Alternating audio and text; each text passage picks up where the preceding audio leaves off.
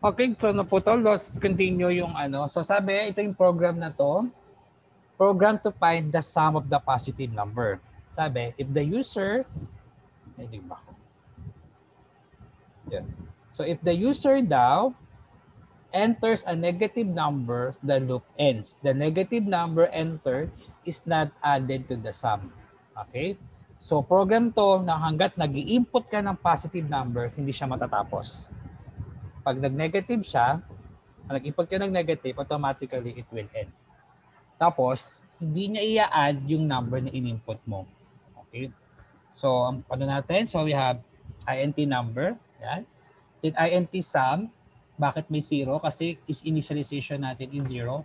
Kasi kailangan natin i-sum lahat ng number nung in-input natin. So, kailangan may initialization tayo na sum is equivalent to 0. Then, we have the take input from the user. Ayan. So, C out, we have enter a number. Then, C in, number. Then, we have the while loop. Ayan. Sa loob ng while loop, meron tayong condition. Number should be what? The number should be greater than or equal to 0. Bakit greater than equal to 0? Kasi ang hinihingi lang niya dapat ay puro positive. Okay? Then, para ma-add daw lahat ng positive number to sa loob ng statement ng while, so para ma-add daw, meron tayong formula nilagay dito. Sum is equivalent, sum plus or equal to number. So, ang katumbas niyan, sum is equivalent to sum plus number. Yan ibig sabihin ng sum plus equal number. Or, katumbas niya is sum equivalent to sum plus number. Pero sinimplified lang siya para hindi siya masyado mahaba. Pero pa-same lang din naman yung katang niyan. Palalabasan. Then, may nakalagay dito, take input again if the number is positive. So, meron pa siyang cout ulit sa loob na kailangan mo mag-input ng number. Habi nga daw, hanggat nag-input ka dito, nag-input ka positive. So, pag nag-input ka ng positive, ipiprint niya pa rin to.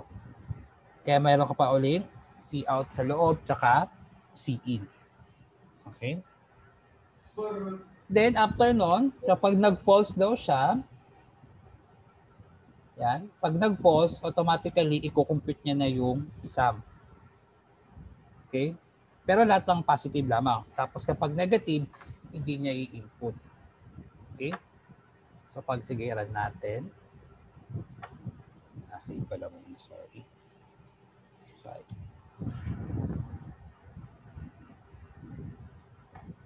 So, enter a number. Any number from 0 to 100. 0. So, 0, condition, number should be greater than equal to 0. So, true pa rin sa number 1, 3, 6. So, kahit ilan yan. Pero pag nag-input ka ng negative number, for example, negative 1, automatically it will end. The sum is at 1,250. Inad niya lang lahat ng positive numbers. So, tignan natin.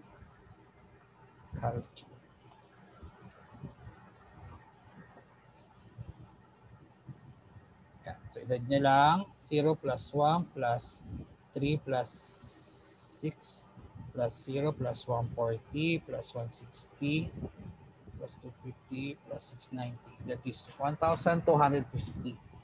Okay? So, kaya ang purpose natin dito, meron ka pang cout tsaka in doon. Kasi kapag negative na agad din nilagay mo, automatically it will end. So, tignan natin kapag negative agad ha.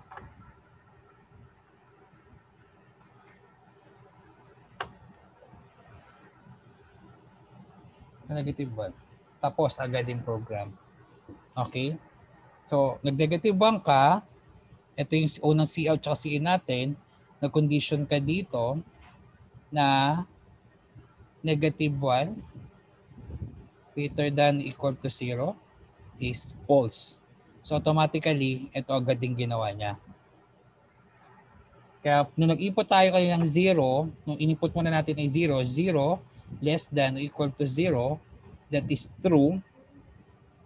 Ito ulit, lumabas ito, di ba? Lumabas yung cout, enter a number, tapos nag-in ka.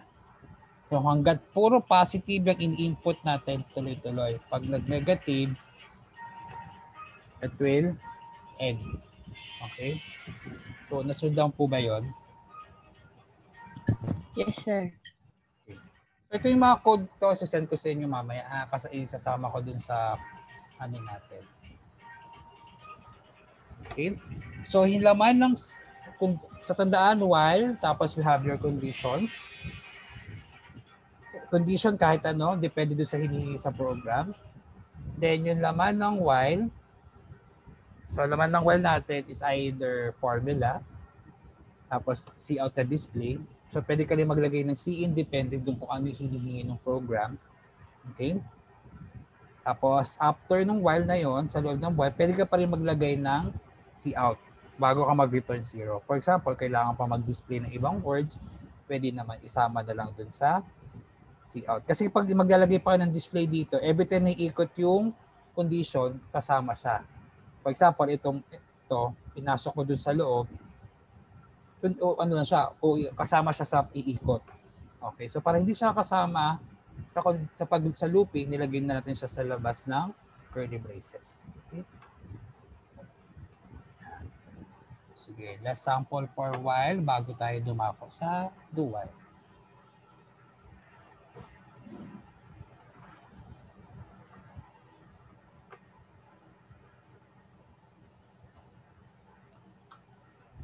So for example naman, gagawa kayo ng multiplication table ng 1 to 10. Okay?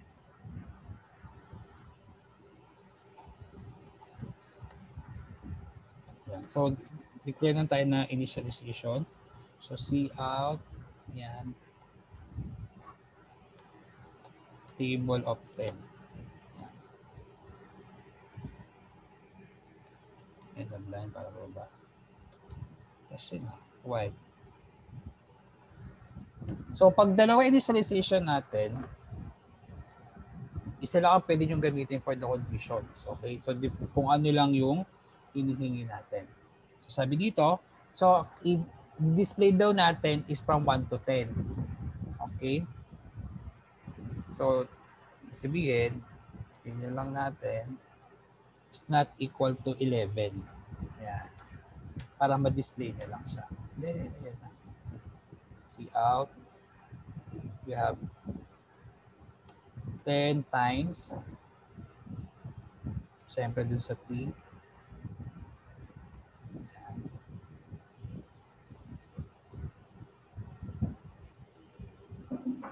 Equal sign.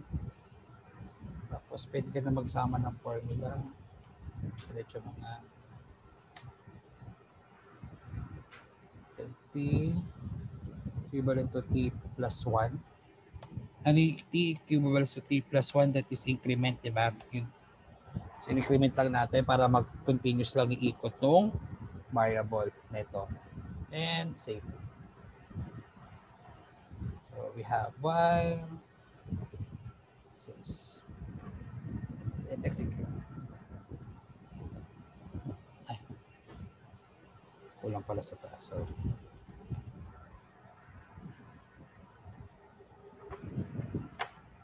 So yan. So table of 10. So 10 hanggang 10.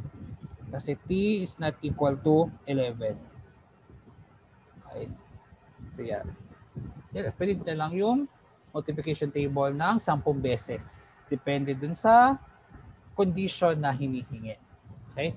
So tatandaan lang po, ang while loop ay pre-test. Pag sinabing pre-test, iti-test niya muna yung condition bago niya i-print yung statement. Okay, kaya di ba sabi dito? Pre-test, the test is made before entering the loop. Okay? So may condition tayo dito kung mga halimbawa, C out, C in, enter a number, yan.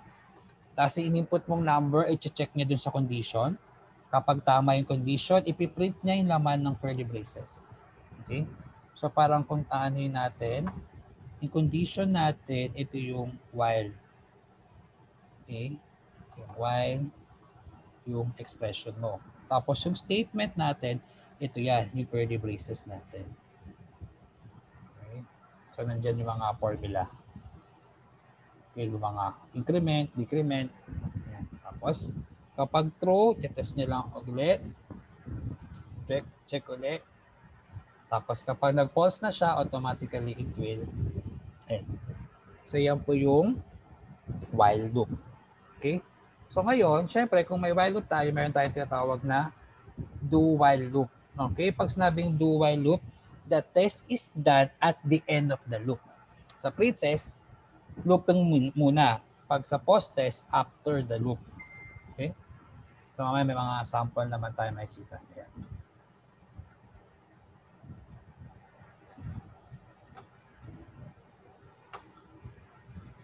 Yung iba dito, babalikan naman natin ito. So huwag mag-alala. So we have the do while. Okay? So the do while is we have the general form of do while statement is do, the statement, tapos sa labas na is yung while. So parang ito. So we have the do, curly braces, ayan. Tapos nasa labas yung while. Kaya di ba sabi dun sa taas, sabi dun taas, at the end of the loop, at the end, kaya yun siya nasa baba. Okay? The statement execute first and then the expression is evaluated. If the expression evaluated to be true, the statement execute again. As long as the expression in the do-while statement is true, the statement execute. So continue hanggang true siya, iikot lang siya ng iikot. Okay, parang ganoon din sa while, di ba? Pag sa while true siya, iikot lang siya ng iikot. Okay? To avoid infinity loop, the loop body must contain a statement that makes the expression false. The statement can be simple or compound. If compound, it must be in braces. A do-while loop has an exit condition and always iterate at least once. Okay? Ibig sabihin, sa statement natin, yung una ipiprint niya, hindi na siya kasama dun sa hindi siya kasama dun sa looping. Okay? So, parang dito yan. So, sa do-while loop natin, code body of do-while loop. So, may code ka muna sa labas. Yung link statement natin, tapos ipiprint niya yung statement bago niya i-test yung condition. Kapag true yung condition, babalik siya uli. Tapos kapag false, it will end. Okay? Gagawin niya ipiprint niya muna yung statement bago yung condition. Di ba sa while loop, statement muna bago print. Sa do while, print muna bago condition. Okay. So para mas maintindihan sa sabi ko, let's example. So close na natin itong mga ito para hindi siya mahaba. Ulit.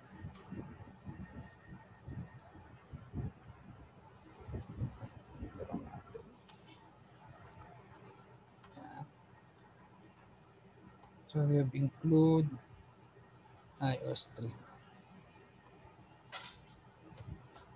using namespace STD.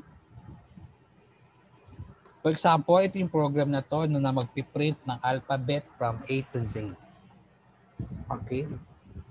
So car, for example, letter is equivalent to. So dahil character tayo, so dapat may single quotation siya. Okay? So for example, capital A. So pwedeng small letter o capital. Okay? So walang problema. Then we have the do, yung statement. So for example, statement na to will display alphabets by counting do while loop.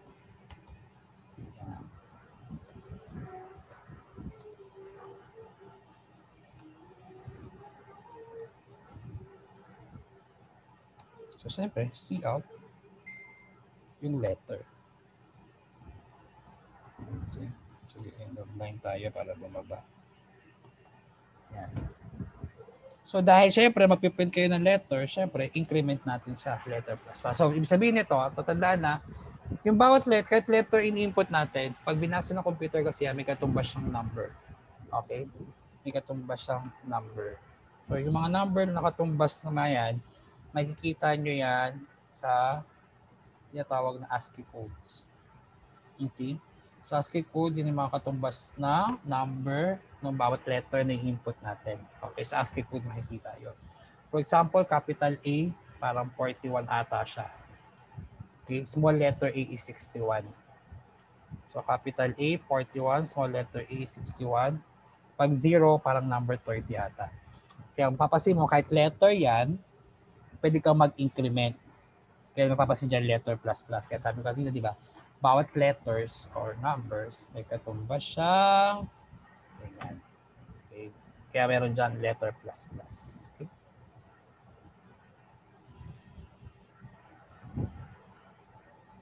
Then, syempre, may condition tayo. Yung condition natin, yung nasa labas, di ba? So, doon papasok si while. So, yung while natin, syempre, i-compare natin. If letter should be what? Should be less than or equal to Z. Yan. Tapos, return 0 ka na lang. Tapos, so, do while 1. So, do, ipiprint niya muna yung letter. Pagka-print ng letter, bago niya gagawin yung condition. So, execute. Ay. Ano ba yung business? Execute. Ayan. So, print niya A, B, C, D, E, F, G, H, I, J hanggang Z. Okay? So, ibig sabihin, ayun. Nag-do muna siya. Print niya yung A bago siya nag-letter plus plus. Then after nun, tsaka niya ginawa yung condition. Okay? So, nasundan po ba? So, wait Yes, lang. sir. Okay, wait lang. May tumatawag sa cellphone ko. So, sa do while, gagawin niyo muna itong statement bago yung condition. If the condition is true, babalik ko siya dun sa statement. Kapag false, automatically it will end. Okay? Yun yung pinagkaiba niya sa while. So while, chinek niya muna yung condition bago siya nag-print. Okay? So opposite naman siya sa do while. Okay?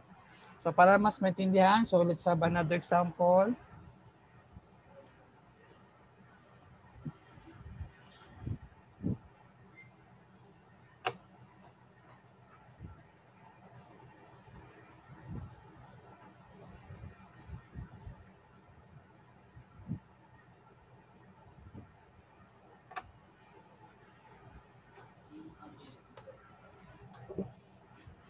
So ito yung para dun sa kanina natin, yung mag-add ng positive number.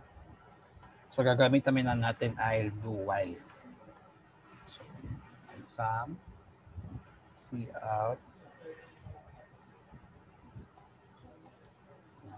cout, enter a number.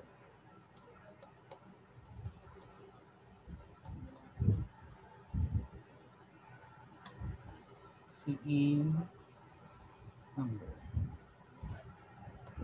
So ito yung kanina, parang siya yung nag-add lang siya ng mga positive number. Ayan.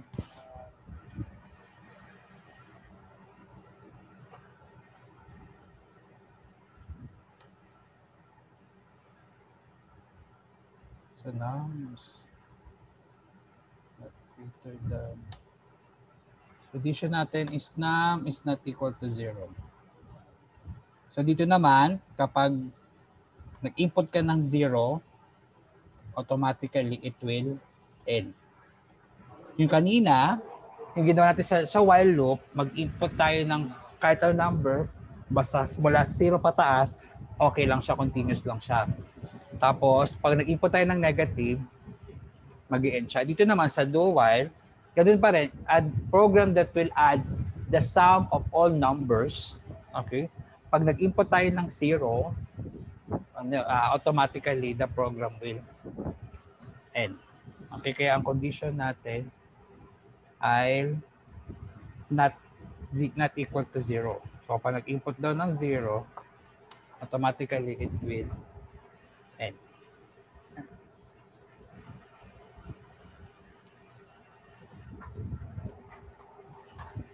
Okay. So execute as in pala. We have the do while execute. So 1, 2, 3, 4, 5, 6, 7, 8, 9, 10. Ay, sorry. Nabilis. Yan. Yan. Ay, yan. Sorry. Nabilis na pindot ko. Okay. So, kahit anong number daw, basta wag 0. So, tuloy lang siya na, di ba? So, tuloy-tuloy lang siya. Pero pag 0, automatically, it will end.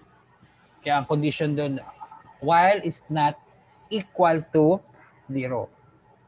Tuloy-tuloy lang yung pag-input ng program.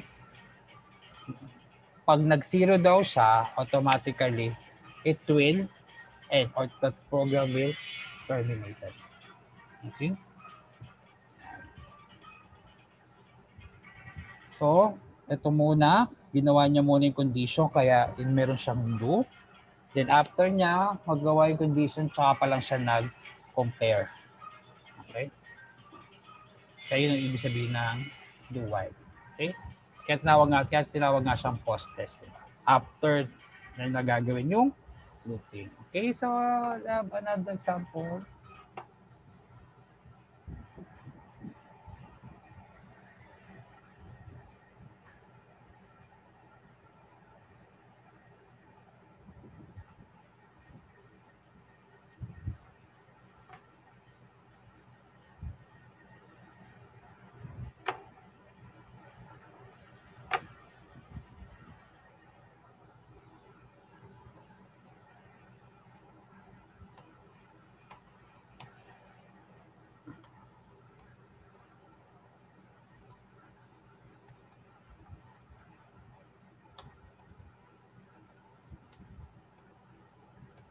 So enter in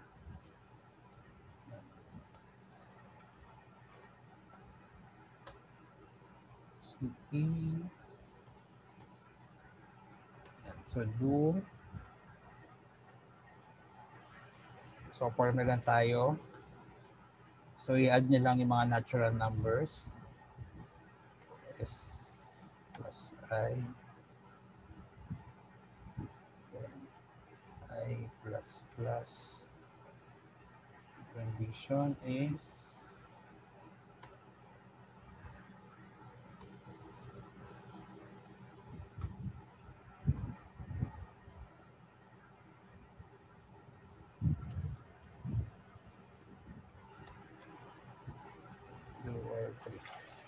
okay, so let's execute. So enter a number. So nakalagay dito enter a number. So i-add niya lahat ng natural number. So bakit naging 55 ang kinalabasan? Kasi that is 10. Sabihin, in-add niya yung number from 1 to 10. Okay?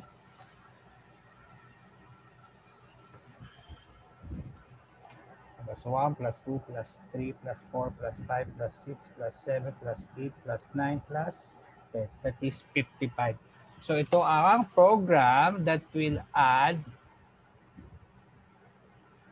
all natural numbers. So formula is S is equivalent, parang yan sum is equivalent to sum plus I. Plus I yung in-input nating number. Ay yung kino-compare nating number.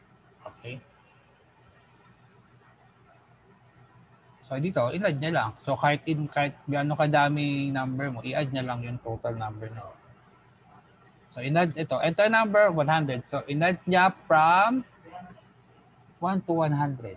So this equivalent to 5,050. Okay? So nag-statement, formula statement tayo. Then we have the while. So ginawa niya muna, so print niya yung input number, tapos ginawa niya itong statement bago siya nag-conditions. Okay? So yan po yung sa do while. Okay? Tatandaan lang sa do while. This is post test lamang siya. Sabihin, gagawin niya muna yung statement bago yung conditions. Okay?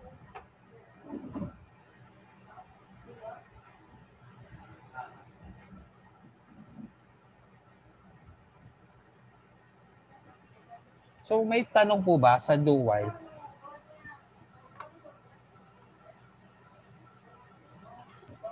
Wala naman po, sir.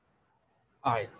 Sa dual, ibig sabihin ito, code muna, ipiprint muna bago yung condition.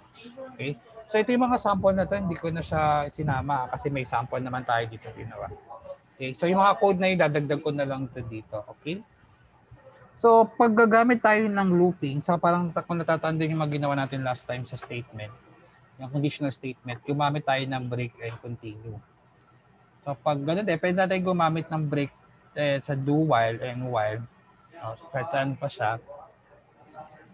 Okay, so tatandaan, kapag nag-break statement ka, automatically, it will exit. Ibig sabihin, kung may selected value ka na, automatically, wala lang siyang pakialam sa iba. Yun yung ibig sabihin ng break. Pag sa continue naman, pag continue, once kahit may in-input ka na, pwede ka pang continue. Okay, pwede ka pang mag-select ng kahit iba. Nakalagay dito, di ba? The break statement in a switch structure provide an intermediate exit. So the break statement can be also used in while, for, and do while loops. Okay, so important, di-discuss natin to next week. Kasi yung while tsaka do while halos parehas lang din naman yan. Nagkaiba lang yung position ng condition. Okay. So the break statement is used for two purposes: to exit early from a loop, and to skip a remainder of the switch structure. Okay? So pwede daw siyang for example, kung gusto mo i-terminate agad yung program, pwede ka daw gumamit ng break. Okay?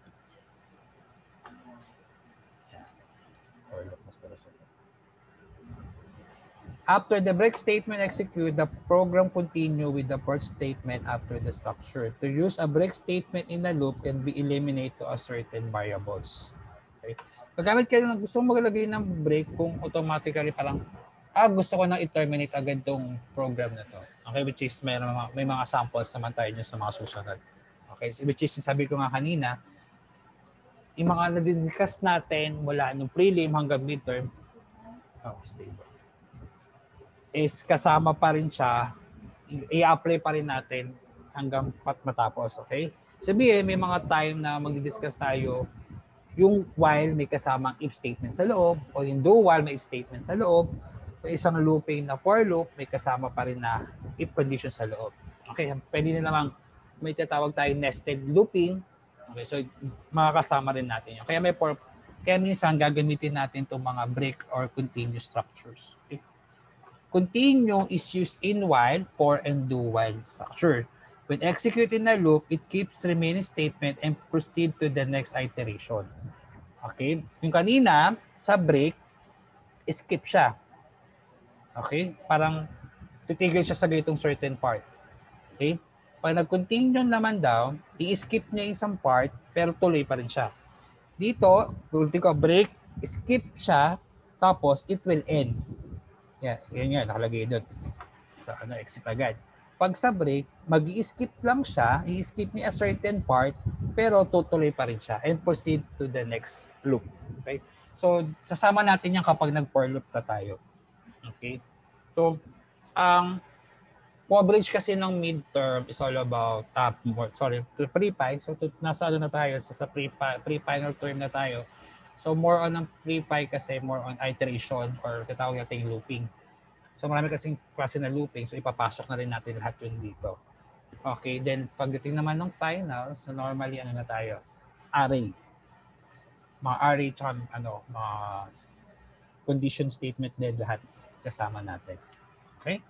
So i-upload ko to ngayon, together yung mga sample program, sample codes, para ma-practice yun na rin dyan sa inyo.